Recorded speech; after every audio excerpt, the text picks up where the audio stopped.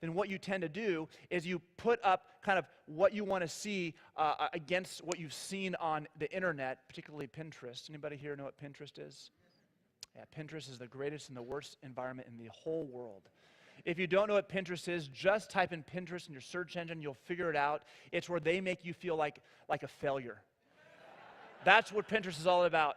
You'll feel like a failure, and that's their goal.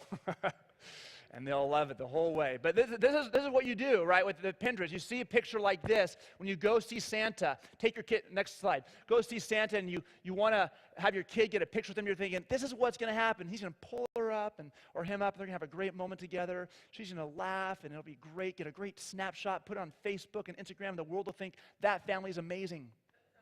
But then this is what happens. Now, that is Caleb, my boy.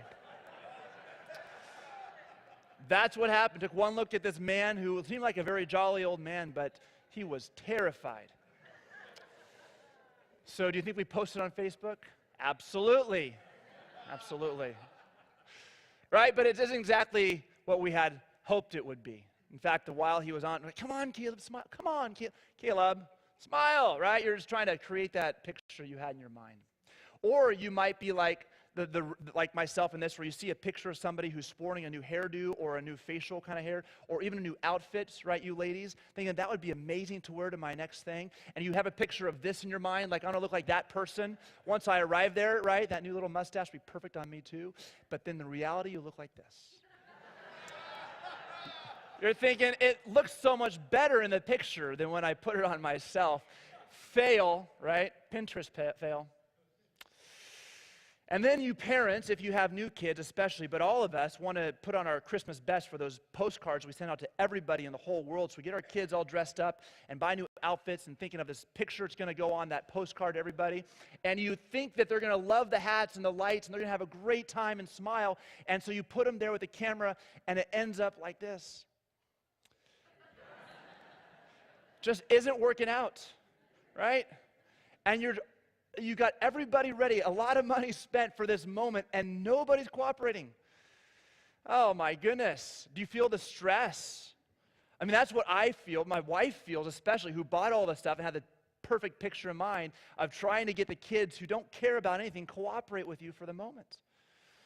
Yeah, because what's going on here is that, and this is how it's is that you have a picture of what ought to happen and then a reality that's not conforming to it. Let me give you a better picture for that. I'm going to use these huge drums up here.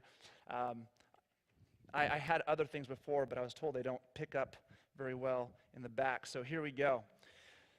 We have a picture in mind of what ought to happen. This is a picture, our Pinterest perfect world, right? When you picture an event, this is it. And it looks like your life, that is, in terms of when you'll get a job. You know exactly when you're going to get a job and what kind of a job it'll be and the process of promotion, right? This is the picture of that. You have a picture of when you're going to get out of school and into the world and what school you'll go from and have a degree from and the kind of degree you'll have. You have a picture of all of that. And then you're going to meet somebody in those 4 years right at the very end, because that way doesn't interfere with your studies, but right in the last year, you're going to start to date, so there's no interference, and then you get engaged the day after graduation, right? So there's a smooth transition from one to the next. And then you're going to engage, will last for like 6 to 8 months, just enough time to have the perfect wedding. And then you'll get married, and that person will be the exact perfect match for you. I mean, you'll laugh at the same things. You'll cry at the same things. You'll love sushi together. You'll love everything about what this person likes or dislikes. You will share those. And man, you'll laugh at the same jokes and the same TV shows and all the things in your mind. This will be the perfect relationship ever, right? My family will be amazing, and I'll have 2.5 kids, and we'll live in a house, and not sure how the 2.5 gets into that, but somehow it does, and you'll buy a house by the age of 30 because you are going to be very successful in promotions in your job, and then save up. This is your picture of the world, but then life happens, right? And the problem with life happening is it doesn't exactly always look like that Pinterest picture perfect world. And now, as long as it's close, see, this environment here translates to you as God's blessing you. You're experiencing God's favor. But in the world, we never expect to be exactly on it, but somewhere really close, right? I mean, as long as there's not much of a gap between these two and they're really close, man, I'm doing pretty good. But you start to move reality a bit further from that perfect, and you start to feel a bit of stress, right? A little anxiety, frustration, perhaps, between those.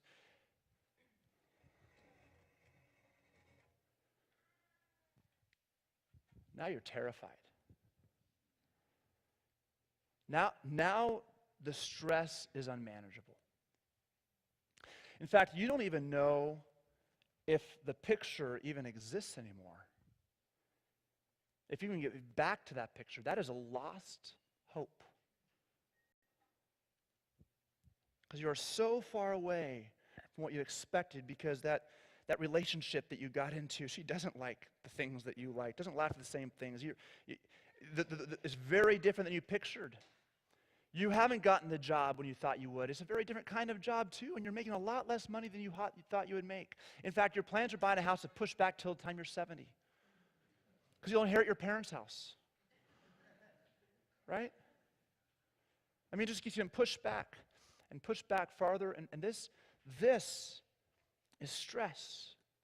And what happens when the stress is so great is it doesn't just sit in you, it spills out. It spills out onto relationships.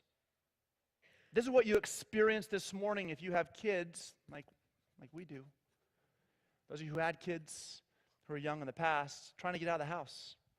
We're going to God's house to sing and pray, right? Get in the car!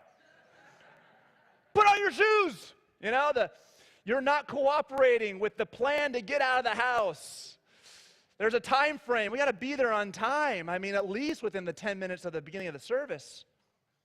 And you felt that stress. In fact, some of that for you spilled over onto the relationships. And you came to church with the smiles on your face, but you know what boiled over at your home before you got here.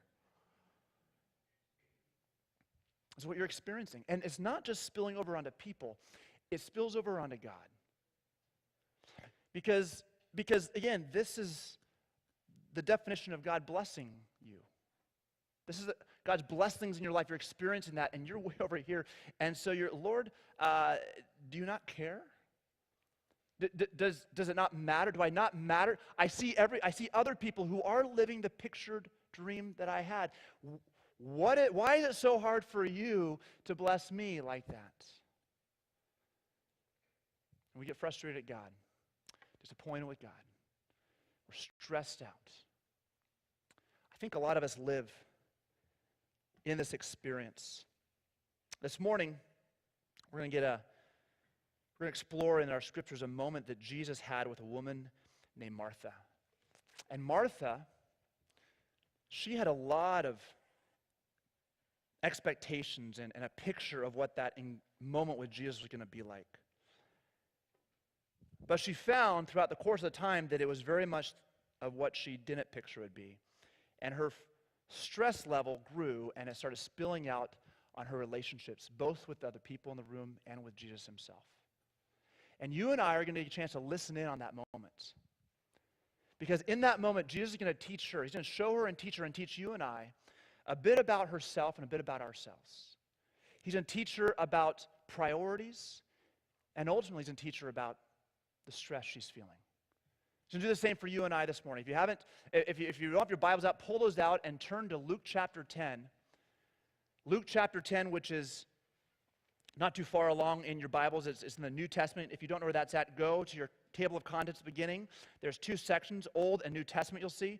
Luke's the third book, or third line in your New Testament table of contents, and go to that page. Luke chapter 10. Now, if you are if you're here and you have not yet decided about where you stand with Jesus, about what place he has in your life, you're kind of exploring what Christianity is and who this Jesus person is, I give you full permission to apply nothing of what I say this morning. And I won't be offended, I promise. But I'm going to promise you, I'm going to tell you that I think by the time we get finished, you are going to want to apply what is said, because you're going to see that it really is good. And my hope is also that you'll reevaluate your thoughts about who Jesus is and the place he has in your life. Luke chapter 10, Let me give you a little backdrop before we start reading in verse 38. Jesus has been traveling around, his disciples throughout Israel.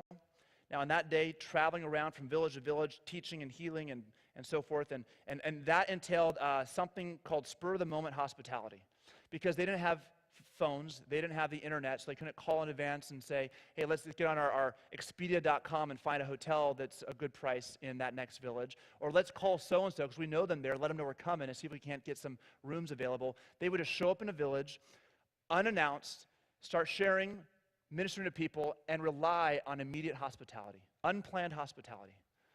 Well, in this particular village, there was a woman that he knew, and Martha. We're going to read about her. And she, in her openness and goodness of her heart, opens her home to Jesus in an unexpected hospitality, unplanned way of hospitality. And this is the events that transpire. Verse 38 of chapter 10. Now, as they went on their way, that is Jesus and his disciples, Jesus entered a village.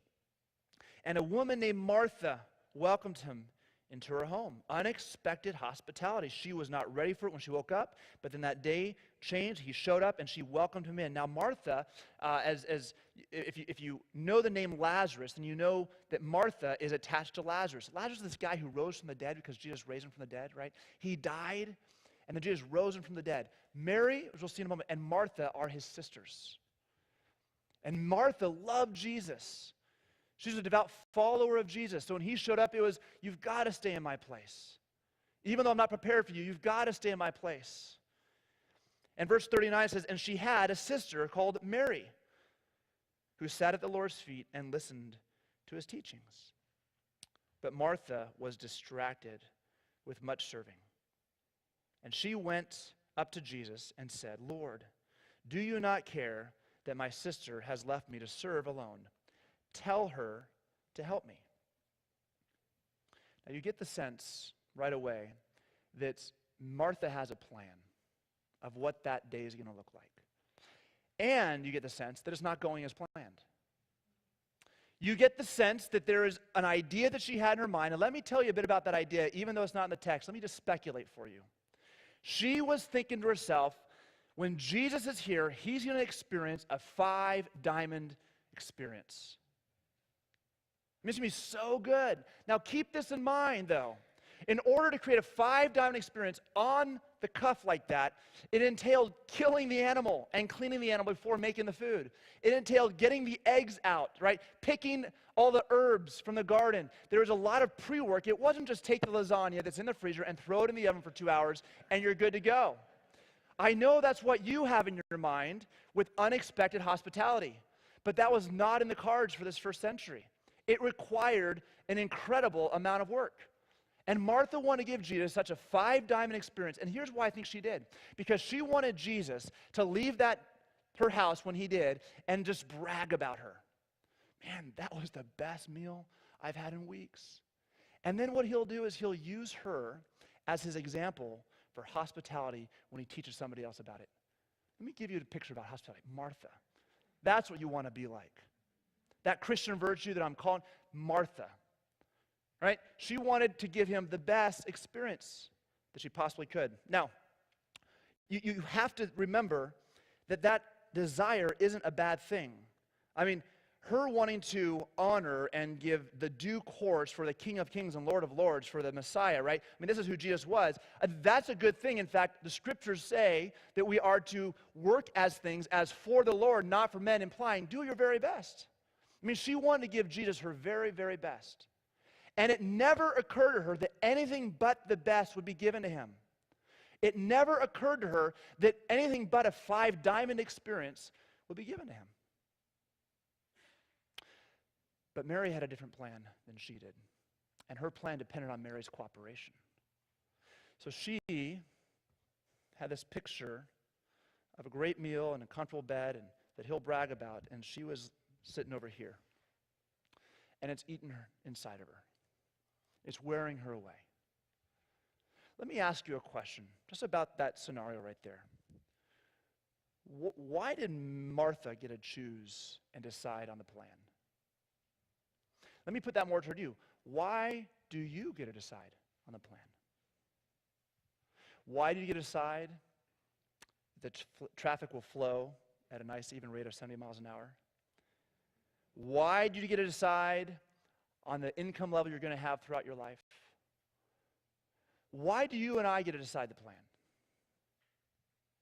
That even goes to a bigger question. Who gets to make the decision?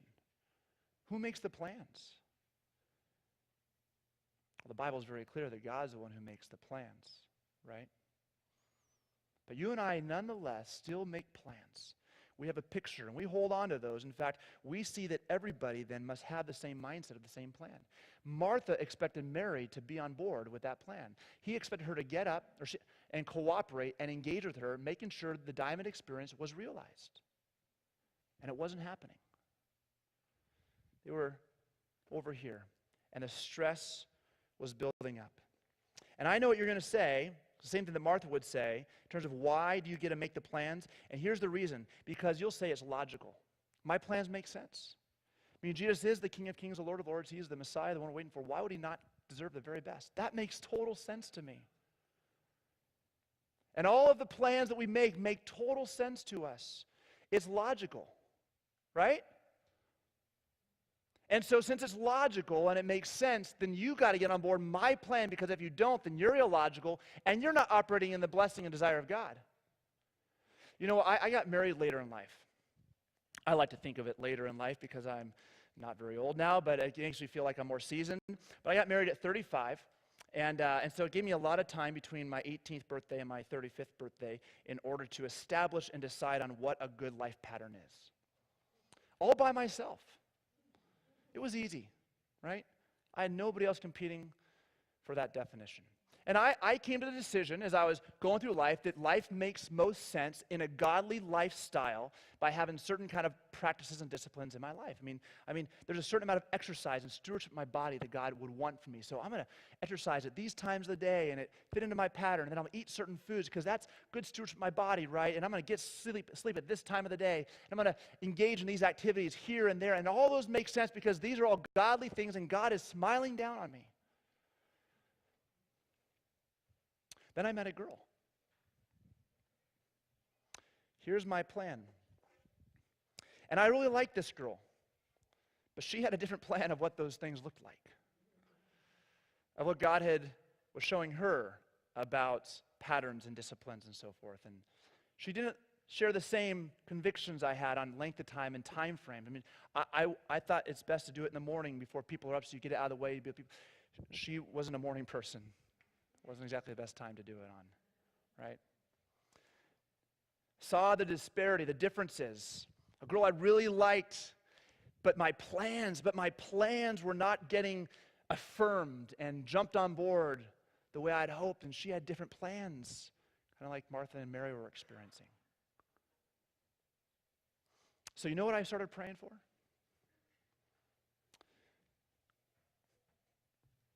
God, show her how wrong she is.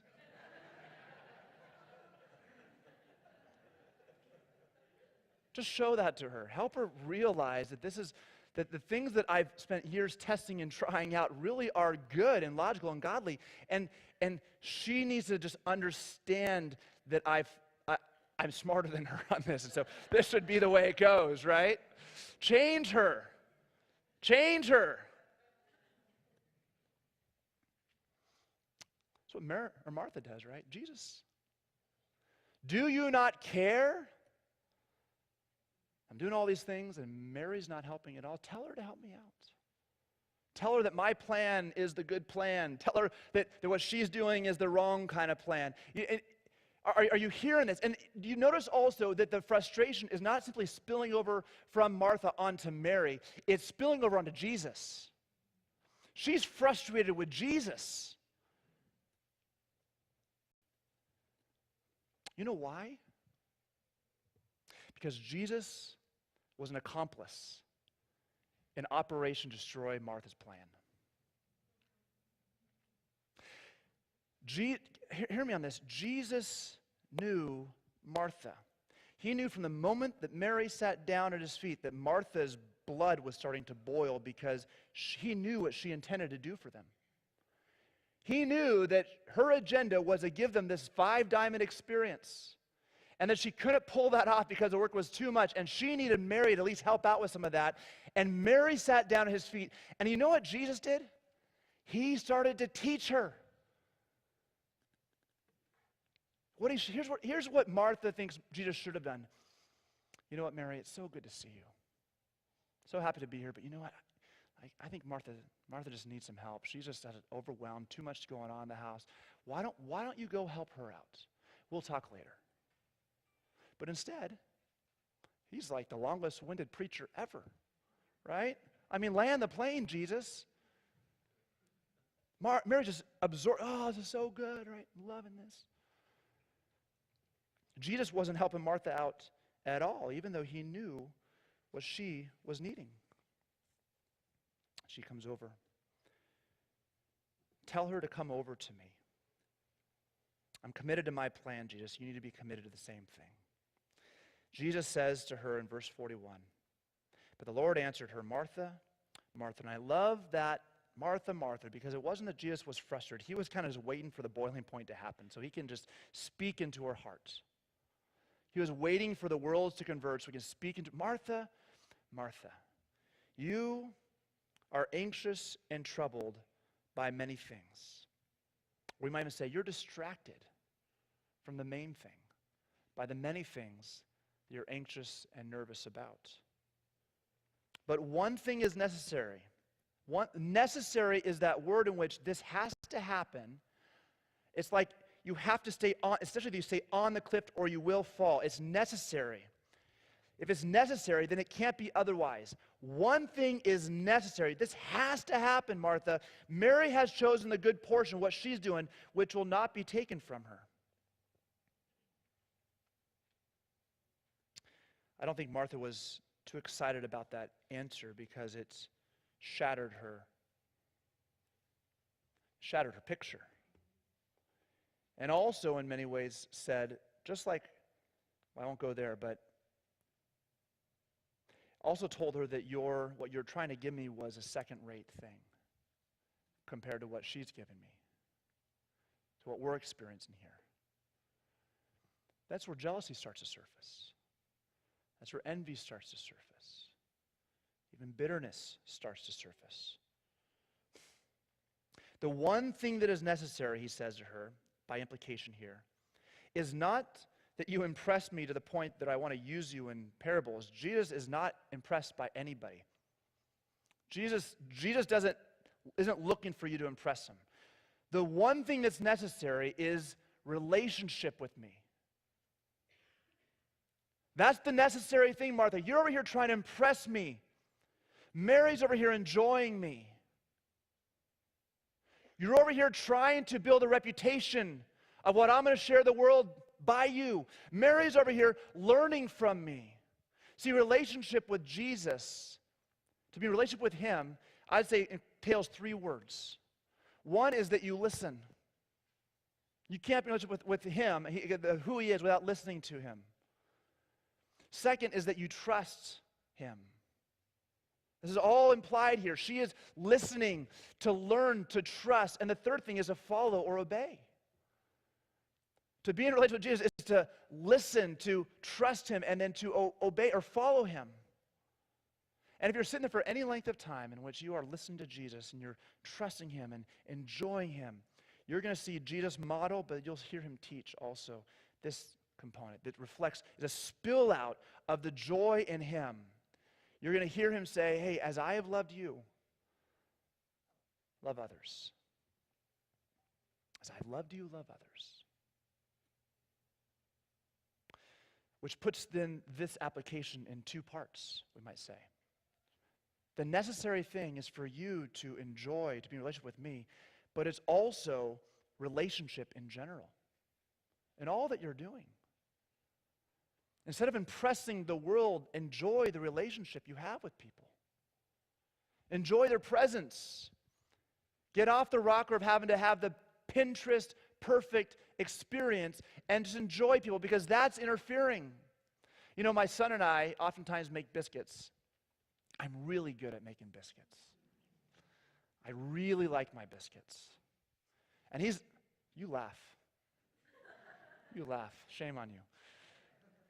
But he likes making them with Daddy, right? So we have these moments. I use excuses to make biscuits and enjoy them and bless myself with another batch of biscuits and bring them along for the ride, right? So we pull out our flour and our sugar and our baking powder and our shortening and our milk and our salt and kind of put all the ingredients together. And he wants to touch everything along the way. Like he wants his hands on everything, wants to smell everything, wants to feel everything, right? He wants to mix everything. And the problem with a 3-year-old mixing things or pouring things is he doesn't have the right measurements, doesn't have the right stir pattern. So the stuff goes everywhere. It's a mess. You have fewer biscuits when you do that. And when you let him pour the salt, you have extremely salty biscuits. I mean, it's just what you get when you let a 3-year-old engage in the baking process. And so I find myself in trying to bring him into this, saying no an awful lot. No, Caleb, no, don't touch that. No, Caleb, I'll do this. I'll take care of that. And I was thinking this week about just that practice that we have and realizing, and all of my no's, I'm kind of saying, the biscuits are the plan, not the time with you. We got to have good biscuits. That's the non-negotiable. The good biscuits are the necessary, right? I'll deal with you, but you're a distraction. Now, I understand. There are certain things that a 3-year-old should not be doing. He should not be cooking stir fry on an open flame. Probably not a good idea. That'd be irresponsible as a parent to do. Probably not a good idea to give him a sharp knife and say, dice the tomatoes, right? There are certain things that you just shouldn't give to him. But if biscuits to have a little bit more salt than they need, or they happen to have 2 fewer biscuits because his stirring is a bit erratic and it goes everywhere, and you got to sweep it up or vacuum the ground and wipe it up for another 5 minutes when you're done, no danger. In fact, I think that you'll have more stories and more laughter down the road as you talk about that, because you've invited him into a relationship. And yet, as I was thinking about this, I got to make biscuits this week so I could practice this with him, because I have not yet successfully done that. And just reflecting on this, I've made the biscuits the necessary thing, not the experience with my son. How many of us do that? On all levels of life, right? Especially during Christmas when you have that Pinterest perfect house that everyone's going to come over and see for one time a year, and that postcard and all the things going on, that is what has to happen.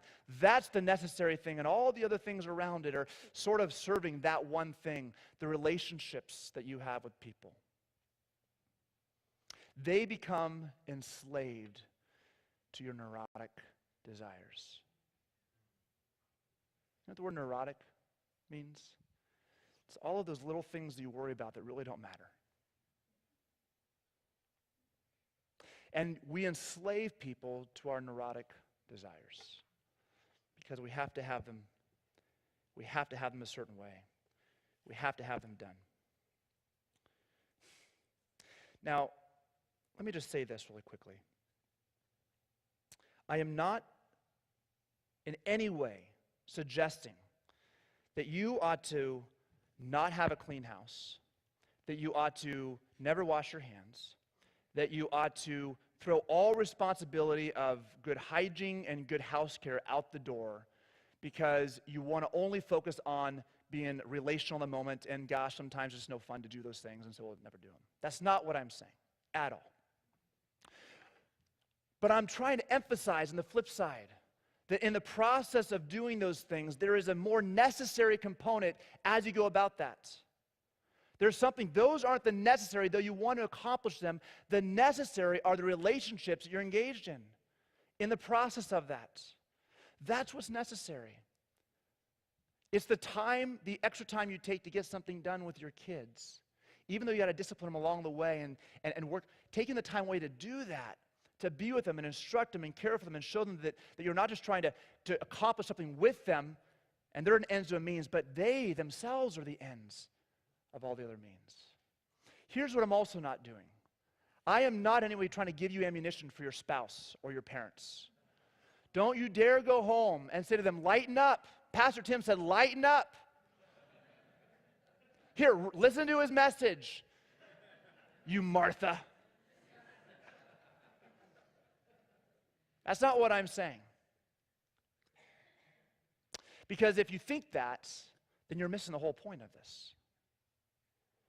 If you think that, you're missing the whole point of this. It's that relationship. In my relationship with my wife, if you know her, then you know that she's the better of the two of us. But we all have our plans of how maybe each event would look. And I'm getting better at this, though I'm still far behind. But when I do it right, I have to let certain agendas of mine fall and not get accomplished to enjoy the relationship. And throw that out the door. It's like, but the good life looks like this. Well, no. Why? And here's where that element of relationship with Jesus is so important. Because there's a bigger plan that will never get foiled, that is guaranteed to be accomplished, and that's the plan of God in your life. You don't have to get your agenda covered for the good life to be there. You can actually acquiesce and join on to their plan and support them and encourage them and just be with them and enjoy that relationship, and God will still accomplish what he wants to accomplish, perhaps even better. So here's what I want you to do as we kind of wrap this up. I want you to draw a circle on your sheet. Draw a circle. And on the top of it, I want you to put the words, my plan. My plan. This is the necessary, right? My plan.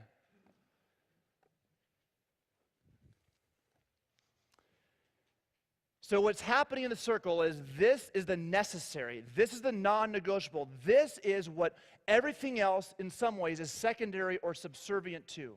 And I want you to put in that circle, trust Jesus and enjoy people. That's the plan. I'm going to trust Jesus and I'm going to enjoy people.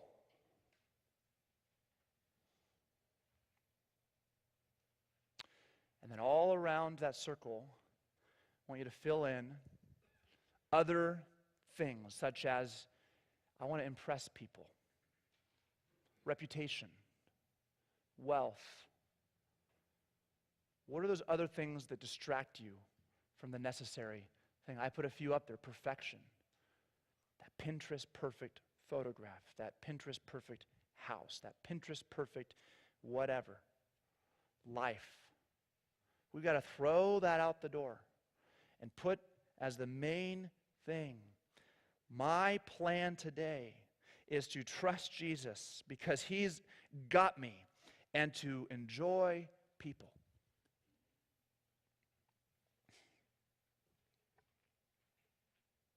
That first one, you might think to yourself, well, I don't really trust Jesus. I'm not there yet. I'll just enjoy people. And I affirm that that's a noble event, but here's the problem. There will come a day in which something in your plan you'll be so convinced has to happen, and somebody else will be so convinced it doesn't have to happen, that you will sacrifice the relationship for that have to.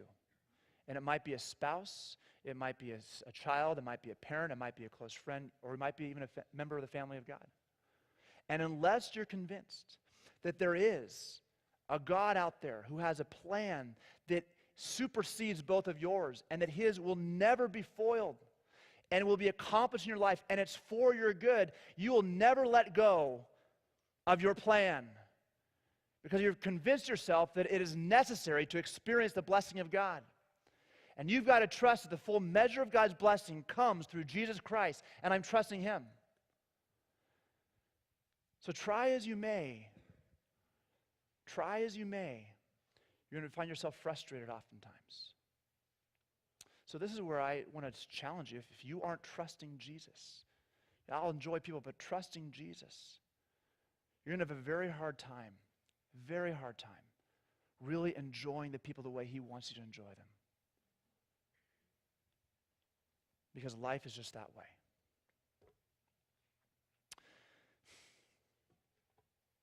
As the band comes up here, I want you to look at that circle and think through what you have around it.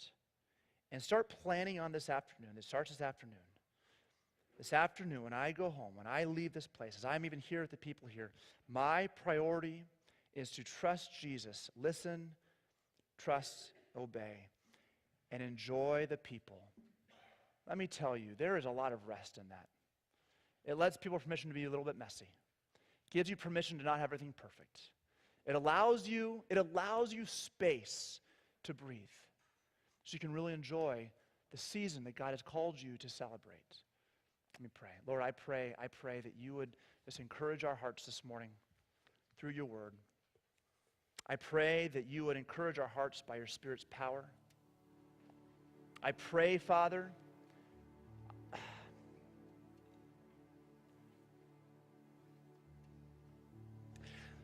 Lord, I pray that all of our peace and hope and joy, Lord, would come with the great anchor of knowing of who you are, that you, Father, sent your Son Jesus to live the life we couldn't live, and then die on the cross, the death we deserved. Not so that we could live up and impress you, but so that you can give to us the righteousness that you require and give us the guaranteed hope of a secure future. Lord, I pray that you would help us anchor our hopes, our dreams, our pictures in that. And all God's people say,